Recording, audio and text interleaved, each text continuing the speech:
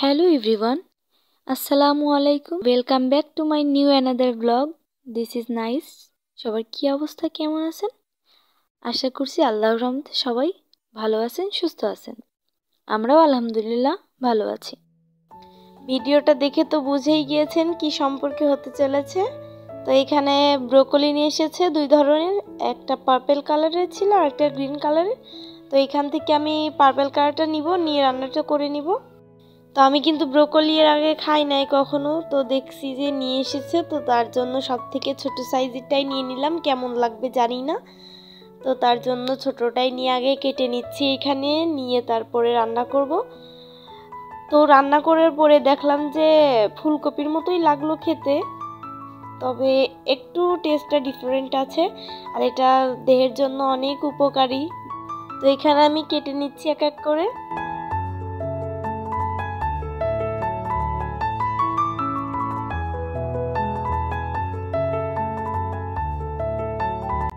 তো এতে এক এক করে সবগুলো কেটে নিয়েছি, এখন ধুয়ে রান্না করে নিব। তো প্রথমেই ব্রোকলির মধ্যে দুইটা মাছ দিব, তো তার জন্য ভালো করে হলুদ আর লবণটা মাখিয়ে ভেজে নিচ্ছি তেলে দিয়ে।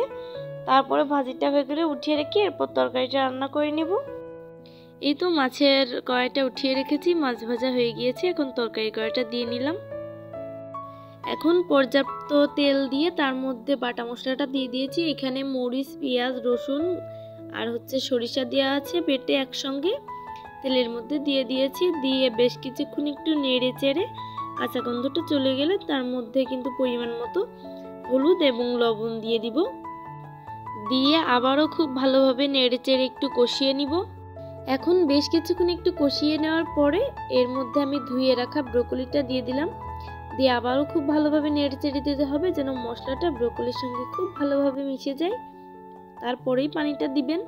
তো এই তো এখন নেড়ে চেড়ে পানি দিয়ে এবার ঢাকনা দিয়ে ঢেকে দিব। এখন কিন্তু বিকাল, তো আমি রাতের রান্নাটাই করে রাখছি, কারণ যেহেতু ডিউটি থেকে আসলে তারপরেই বাইরে যাব। তো কি হয় আসলে বাইরে থেকে আসার পরে রান্না করতে মন চায় না, তো তার জন্য আগে থেকেই রান্নাটা করে নিচ্ছি। আর এদিকে গলদা চিংড়ি ভুনা করব, আম্মু নিয়ে এসেছিল সেদিনকে, তো রান্নার করা হয়নি, আজকে করে নিচ্ছি। তার জন্য প্রথমে হলুদ আর লবণটা খুব ভালোভাবে মিশিয়ে তারপরে তেলের মধ্যে দিয়ে আস্তে আস্তে করে ভেজে নিচ্ছি। আর গলদা চিংড়িটা ভুনা করার আগ দিয়ে একটু ভেজে নিলে স্বাদটা আরও সুন্দর হয়।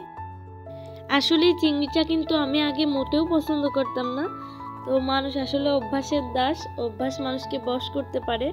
তো তার সাথে থেকে থেকে আমিও খেয়ে আসলে আমার এখনও অনেক পছন্দ। চিংড়ি ভুনাটা আমার কাছেও প্রচুর ভালো লাগে এখন। তো এখানে আমি তেলের মধ্যে বেশ কিছু পেঁয়াজ কুচি কেটে নিয়েছি, সাথে আরও কিছু পেঁয়াজ বেটে নিয়েছি, রসুন, মশলা দিয়ে জিরা দিয়ে সব কিছু দিয়ে বেটে নিয়েছি। নিয়ে এখন তেলের মধ্যে দিয়ে দিয়েছি। দিয়ে পুরো প্রসেসিংটা দেখতে থাকুন কিভাবে আমি রান্নাটা করে নিয়েছি।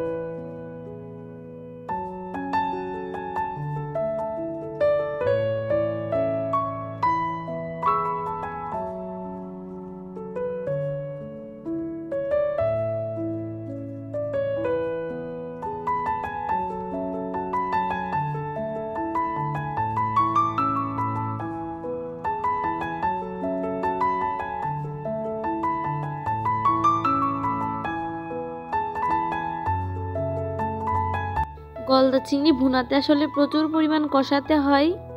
তো এই তো রান্নাটা আমার প্রায় হয়ে গিয়েছে, আর একটু ঝোলটা শুকিয়ে গেলে আমি নামিয়ে নিব।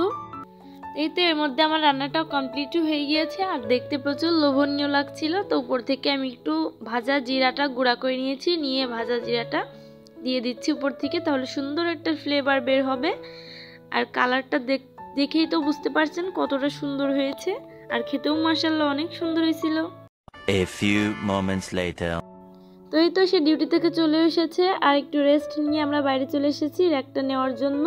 তো এখানে আমি একটু ভিডিও করছিলাম, আর সে ডাক দিল যে র্যাকটা দেখে নাও ঠিকভাবে।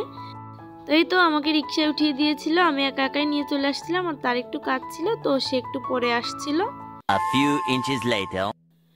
তো এই তো সেই কাঙ্ক্ষিত সময়, আর এদিকে একটা বালতি নিয়ে নিয়েছি। তো এই এতটুকু দেখার জন্য যে কতদিন ধরে অপেক্ষা করা লাগছে, আসলে চোখটা সার্থক হয়ে গেল। নিজের একটা শখের জিনিস, একটা সংসারের জন্য একটা জিনিস কিনলেই আসলে শান্তি লাগে। তো এখানে আমি আনপ্যাক করে নিচ্ছিলাম। এই র্যাকগুলোতে আসলে অনেক সুবিধা, এখানে চামচ রাখতে পারবেন, গ্লাস রাখতে পারবেন, মগ ঝুলিয়ে রাখতে পারবেন, প্লেট রাখতে পারবেন, আর 2টা ট্রে দেওয়া আছে, পানি পরে নিচ থেকে ফেলে দিতে পারবেন। এটা আকিস ব্র্যান্ডের, দামটা ওই কার্ডেই দেওয়া আছে। তো এখানে 5 শেলফের একটা র্যাক নিয়েছি। তো এইখানে আমি র্যাকটা গুছিয়েও ফেলেছি, কিন্তু এর মধ্যে কারণ আমার আর কোনো কাজেই মন বসছে না যতক্ষণ না আমি র্যাকটা গুছাতে পারি। তো এইখানে আমি নিজের মনের মতো করে গুছিয়ে নিয়েছি। আর আমার এই বাসাটাতে কিন্তু একটা প্রবলেম আছে, তো একটা কর্নার প্লাস্টার করা নাই, কেন তা জানি না, ইট দিয়ে গাঁথা আর কি। তো সেই পাশেই আমার র্যাকটা পড়েছে, তো তার জন্য দেখতে অতটাও ভালো লাগছে না। কি আর করা যাবে, আমাদের বাবুই পাখির বাসা, আজ বাদ দেওয়া হবে, কাল ভাঙতে হবে। তো স্থায়ীভাবে যদি থাকা হয় তো সে চেঞ্জ করে নেওয়া যেত, কিন্তু একবার উঠে পড়লে আর ইচ্ছা করে না যে পাল্টাই, কিছুদিনের জন্যই তো আমাদের সুবিধা মতোই তো বাসা নিতে হবে। তো শুধু এই কর্নারটাই গাঁথা নাই, বাকি সবই গাঁথা। তো এই তো সব কিছু গুছিয়ে এখন খাবারটা খেয়ে নিচ্ছি, আর এখানে যে ব্রকলিটা রান্না করছিলাম সেটা দিয়েই খেয়ে নিচ্ছি। তো আজকে ভিডিওটা এই পর্যন্তই। সবাই ভালো থাকবেন, সুস্থ থাকবেন, আমাদের জন্য দোয়া রাখবেন। আল্লাহ হাফিজ, আসসালামু আলাইকুম।